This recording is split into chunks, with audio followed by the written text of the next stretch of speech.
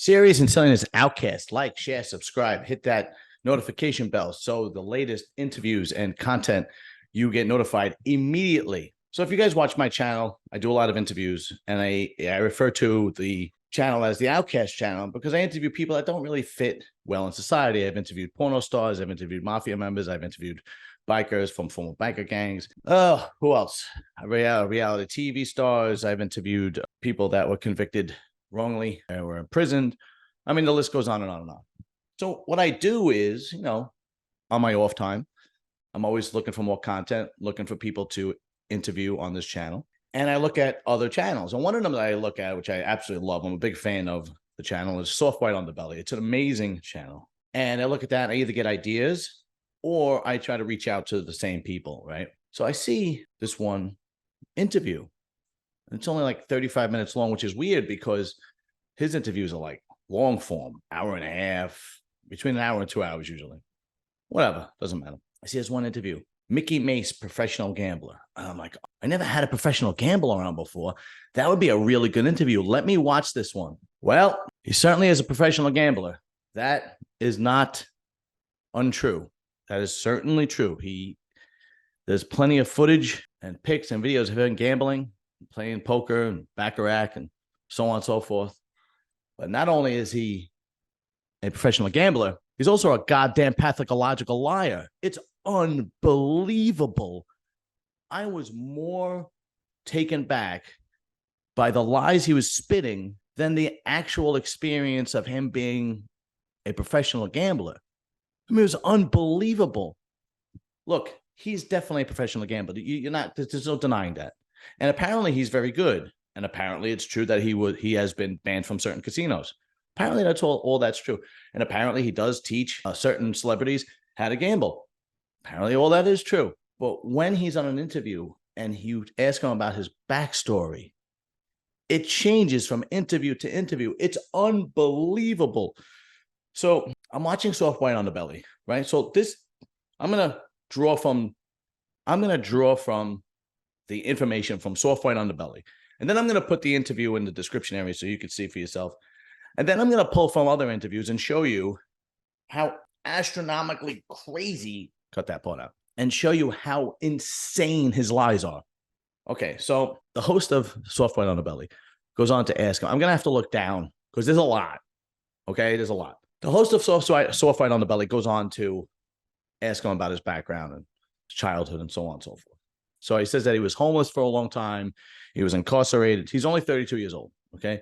He was incarcerated. He was homeless. And then after he got out of prison, he moved to Miami, and he was a day laborer making $100 a day. And then he saved up every penny and started a business. And everything is general. There is no detail. So it's one of the ways you know somebody's lying, when it's a generalized statement, with no detail, no dates, no time. When something is dramatic, I've interviewed enough people to know this. When something is dramatic, you could tell me the temperature that day that drama happened to you. You could tell me exactly what happened, who, what shirt they were wearing, what the detail that I've gotten from people from Larry Mazza and Mooch and Sarah J and all the other interviews. It's just unbelievable. So he's very general. So that's your first clue, right? Okay. $100 a day as a day laborer in Miami, saved up every penny and started a business.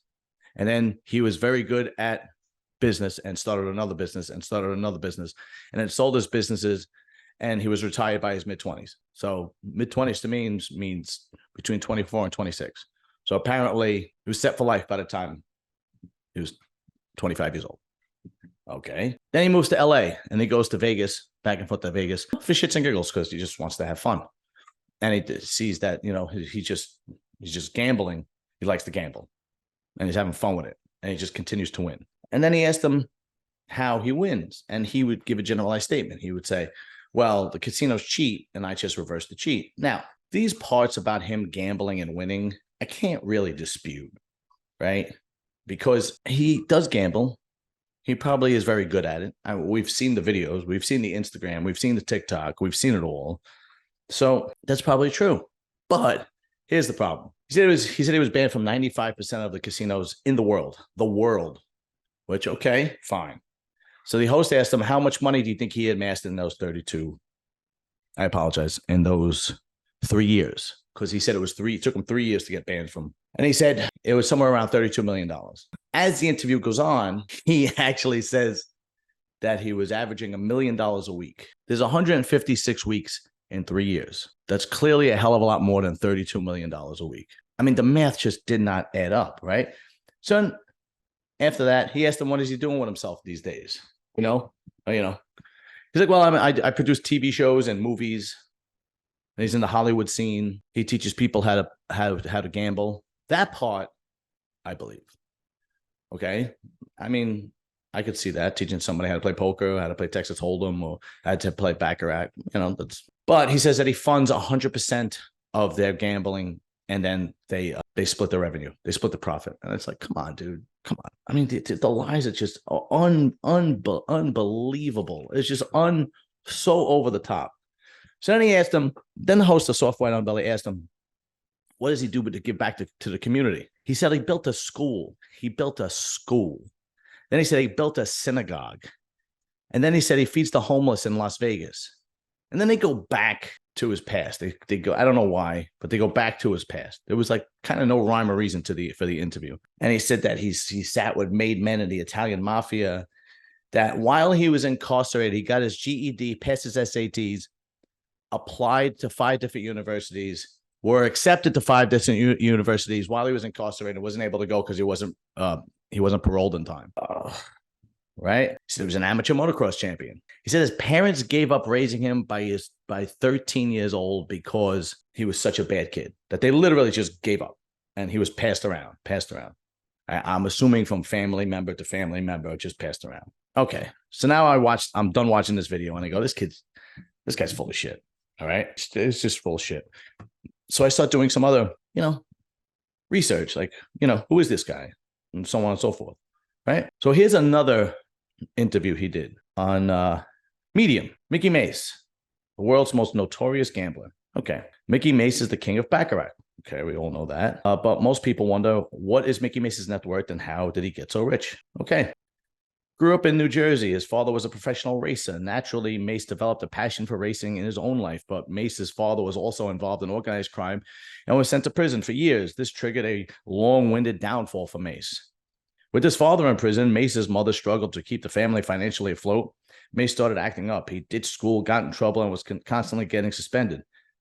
This is when he turned to drugs and alcohol. That I believe, because he looks like one. But after his release, Mase had a little hope for the future. He had no idea what tomorrow was going to bring. For years, he lived in the streets with no strong family bonds or connections and an inability to make money or get clean off drugs. Then when a friend threw him a lifeline, the friend owned a tattoo shop and gave Mase a chance to work there in exchange for a place to live. That's where his financial footing finally started. Mikki Mase built a substantial net worth outside of gambling. After his friend threw him a lifeline, he worked at the tattoo shop in exchange for a place to stay. Something else happened. He was offered construction work doing renovations. Mase quickly picked up skills and excelled rapidly. I guarantee you this guy can't put a screw in the wall. I guarantee it. As a recovering addict, this came full circle for Mase. When he realized how much money rehabilitation centers were making, it changed everything for him. It wasn't long after he opened his own rehabilitation center.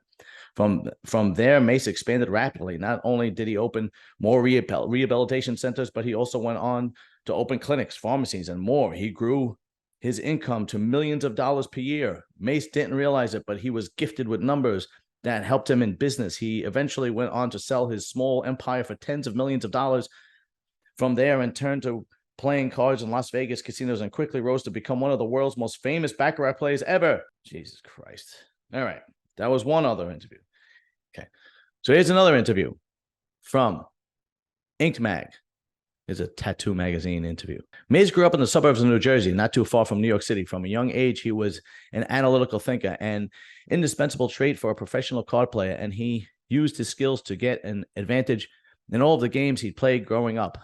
And we're not talking about hungry hippos here. My grandparents were very involved in my life. They raised me, and they were sick gamblers. Mase says with reverence. Minus my mother and my father, my entire bloodline is filled with gamblers. When I was 5 years old, I was taught gin rummy, Hungarian rummy, Texas Hold'em. They like to gamble. So if they had to take care of me all day, they wanted to gamble with me, even if it was just for pocket change. My dad starts off by saying that I should start doing something with my money so I don't gamble it. May says, I know that's sound advice, and I do that where most of my money is not liquid. But, these investments are coming from money I made gambling, and multimillionaire. I'm a multimillionaire because I gamble, They're always talking to me like it's some hobby, like it's a bad thing. They're always trying to discourage me. I guess I feel rebellious, and I want to prove them wrong. Mace continues, but it really just offends me. It's very frustrating. In the Soft White Underbelly interview, he said that his parents gave him up at 13 years old, and he had no relationship with his father for at least 10 years. And then he flew his father to Miami when he had his businesses, and it was very successful. And he just did not want to be involved in my life. He says that, I gotta go into the office, Dad, in my headquarters. You want to come with me? And his father says, no, I'll just sit in the car. Then he said that he flew his dad to Las Vegas in the Soft White Underbelly interview, and brought his dad up to the presidential suite, and the vice president of the casino was there, and the butlers were there, and his father was like dumbfounded. His father just couldn't comprehend the amount of success he went through. He did say one thing that I know for certain was true. The interviewer from Soft White Underbelly asked him what his biggest fear was, and this puts it all together. And he said his biggest fear was not being liked and not being accepted. And that's the reason most people lie. That's the reason most people make up stories and make up these grandiose tales, because they want to be accepted. And they want to be liked. Well, Mikki Mase, look, you're accepted. You're liked. People want to be around you. You teach them how to gamble. Gambling is fun. There's no reason for these over-the-top, grandiose stories. I thought that it was just in like my world, the blue collar world. I work with guys that do things like this, and they tell me crazy stories, and half the time I just got to let them roll off my shoulder. And the other half the time I'm a little insulted because I'm like, do you really think that I believe the nonsense that's coming out of your mouth? But apparently this happens in kind of every tax bracket, if you will, for lack of a better term. Look, man, once you lie to me, I can't trust you. So I know you're a professional gambler, but to what extent, I don't know. And I don't care to know, because you're a liar. And it doesn't make for good social media practice, if that makes sense. I know Mikki Mase has a huge social media following on Instagram and TikTok and whatnot. But when you watch these videos and you look at the comments, people see right through it. And it's pathetic.